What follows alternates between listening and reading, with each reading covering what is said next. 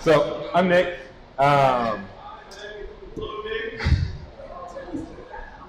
When we first started going around, we only had one person who was interested in GraphQL. It's like, good, I'm only going to let down one person tonight. Then we got to the back. And apparently that's where everyone who wants to know about GraphQL is. So I'm like, great, we're going to let down a lot of people. Yeah. So this is just going to be kind of a basic talk of GraphQL and just how to get it into Rails and some of the reasons to choose it over REST or integrate it with REST because it can sit alongside in Ruby. So some information on GraphQL and why to use it. First off, it's easy to pick up and easy to read with it being a very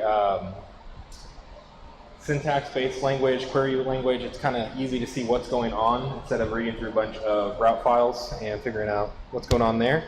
You get to query your data, get back exactly what you need, and it's easy to extend. And the graph at the bottom is just Google Trends of how GraphQL is slowly growing.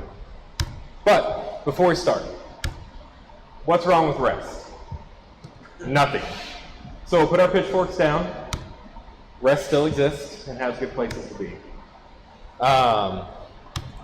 So some information on REST and the difference between those. REST is an architectural concept for network-based communications. There's no official set of tools.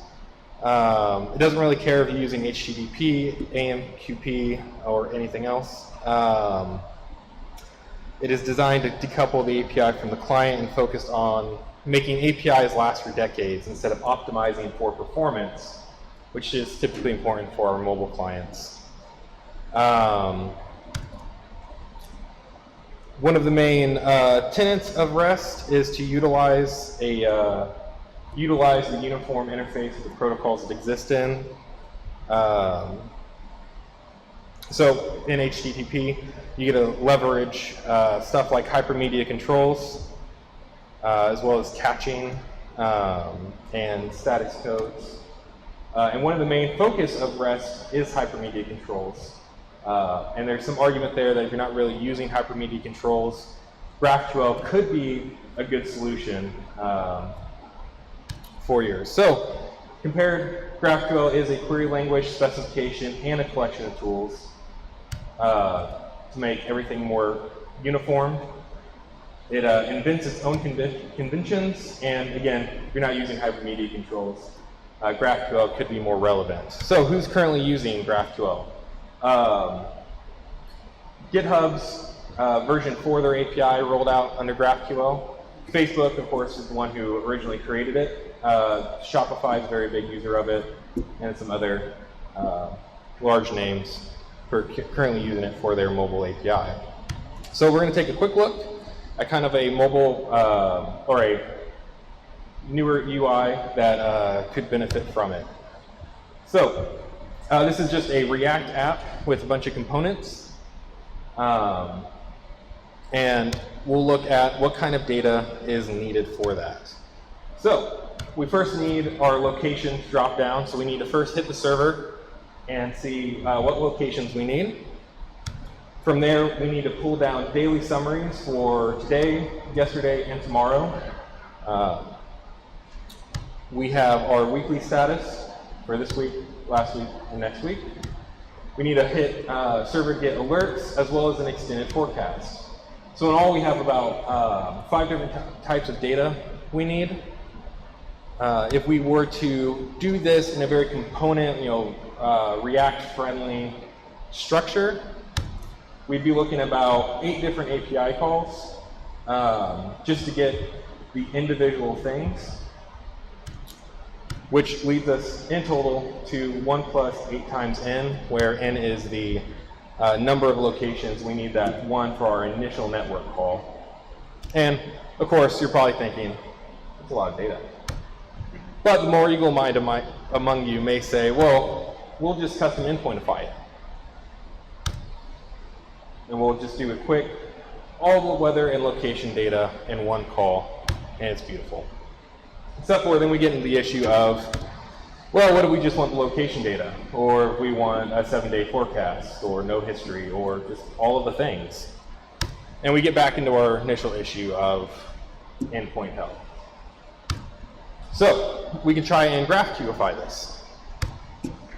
With that, we have a nice little query where we pass in our location of what we want.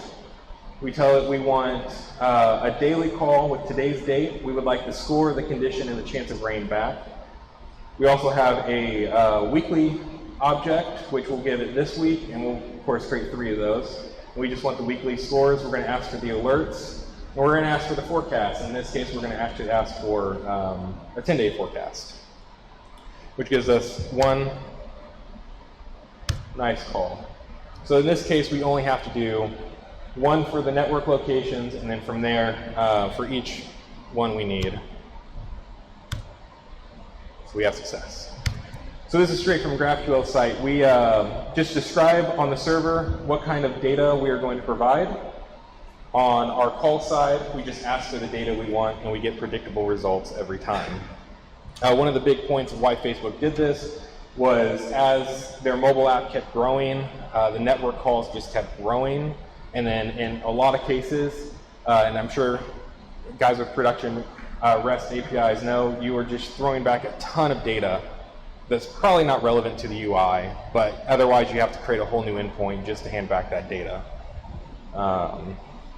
So what's some of the reasons why we probably want to avoid GraphQL? Well, one of the big reasons is it doesn't play nice with the web. It treats HTTP as a dump pipe and just throws everything through post requests, and doesn't play nice with any normal conventions that we're used to. As well as without custom implementations, a caching layer will be too specific and mostly useless. So, taking a quick look of how to add GraphQL to Rails. We're going to take a look at an existing project, one that a lot of people are probably familiar with if you've ever been through Michael Harding's Rails tutorial. Just the quick Twitter project that he has you run through, and how to get some data from that.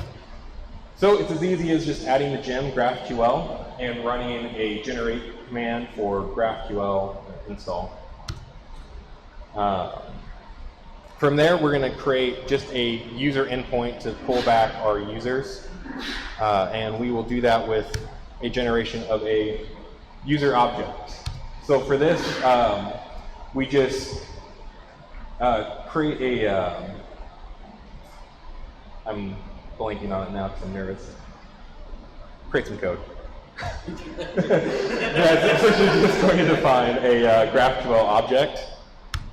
Inside there, we define, we give it a name of user. We can give it a description, and I'm being lazy, just calling it a user. And then we get to define what field we want to make available. So in this case, we're only going to make ID, name, and email. Stuff like password digest, we're not going to allow that to be passed through, so we're not going to include it. As well as we give them the types they should be expecting. We also do nested fields. In this case, we get followers, which is a user type, and then we can pass in arguments. So we define that we would like an argument of size so we can limit how many users we're getting back at any one time. And we do the exact same thing with following, except for this time we're actually calling user.following.limit and pulling that in. Next thing you want to do is build out your query schema. And this is just the root schema where you're going to throw in all the different types of objects you're trying to make available in your API. So in this case, we're just making user available with a user type, which we defined before, and we're giving it an optional ID of, the user ID, which is going to go out, find the user, and allow the query to operate. And we're going to hook that query data type into our main root GraphQL schema, which is nicely generated by that generation command, which we just do a query and a query type. This is also, so this, I'm mainly going over how you pull data down. If you're going to mutate data or change it, then you also would put in your mutation type right under there as well. So building out a controller, this is one of the nicely generated controllers from GraphQL for you. If you need any kind of contextual things, if you want it to pull in the current user, anything like that, this is where you throw that in at. And otherwise, this is just going to be the main entry point for all of your GraphQL commands. And then they even generate some nice code to deal with what happens if someone sends a malformed result. Again, this is all boilerplate from their gem. Finally, you just add it to routes. As I said, one of the bad things about GraphQL is it is just a dump pipe. You just set up a post, set an endpoint where you want it to go, and point it to the GraphQL execute. And from there, it knows how to hit. So, running a query. The queries are very simple. In this case, we're just going to say we want a user with the ID of 1. Because there's a lot of users on my awesome Twitter. We're going to ask for the name, email, and we just want the follower's email. We don't really care about the names or anything like that. And then it'll send back a nice predictable result again with our user, email, and then all of the emails of the followers. So, nervous, so I ramble a lot. And you're probably like, this is a lot of information to take in. And he's kind of going just through it. If you want to find out more about it, GraphQL Ruby.org is the main site for the Ruby gem, but all the schema and everything is defined at GraphQL.org. Again, one of the main points to use GraphQL is it's one endpoint to access all of your data. You get to retrieve your data as your client needs. So, you know, as if anyone's gone through and made mobile apps or web apps, you'll know that you don't necessarily need the same data on mobile, and you know, data's precious on mobile, especially if you're trying to get into the emerging markets where they pay for everything they download. There's no need to tailor endpoints to your views, and one of the big things they push is that there's no versioning. You can depreciate through code anything that you need, and then because everyone's defining the queries that they need, you don't have to worry about if you add something in, what that's going to return, if that's going to then expose some kind of business logic you don't want a certain client to have. And it makes that a little bit easier. So I'd like to thank you guys. Again, I'm Nick, developer over at Clusterstruct. You can find me on the interwebs at those places. So, thanks.